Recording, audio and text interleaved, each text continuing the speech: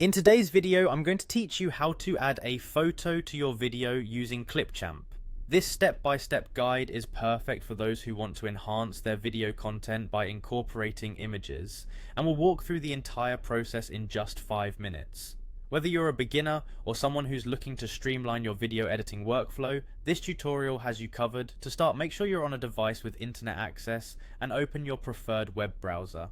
First, navigate to clipchamp.com. If you already have an account, go ahead and click on Sign In. If not, you may need to create an account, but today we're assuming you're already set and ready to dive into editing. Once you're on the sign in page, you'll typically see options for logging in using various platforms. Here, click on Continue with Microsoft. This option is often preferred for ease of access and integration with your existing accounts. After clicking, you will be prompted to select your Microsoft account. Go ahead and do that, and soon you'll find yourself on your Clipchamp homepage. Now that you're logged in, you'll see the Clipchamp dashboard.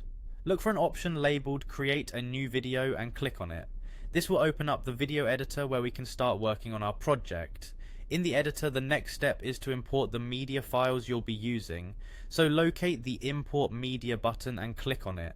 After clicking Import Media, you will have the opportunity to upload files from your device. Go ahead and choose the video and the photo you want to work with. A tip here is to ensure that your photo and video files are saved in accessible folders on your computer to make them easy to find when importing. With your files uploaded, it's time to drag and drop them onto the timeline below. Take your video clip first and position it at the desired start point on the timeline. Once the video is in place, you can now add your photo. Simply drag and drop the photo directly on top of your video timeline.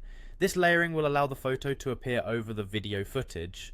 Now that your photo is on the timeline, adjustments might be necessary to get your desired look. These could include resizing the photo, changing its position, or adjusting its duration on the timeline. Take your time here to ensure everything appears just as you like it. Once you're satisfied with the placement and any adjustments you've made, it's time to export your completed video. Typically there will be an export button somewhere on the Clipchamp interface which allows you to finalize and save your work. Choose your export settings, considering factors like resolution and file type, and let Clipchamp do its thing. After exporting, your video is ready to share with the world, complete with the added photo for that extra touch of creative flair. Thanks for following along and happy editing.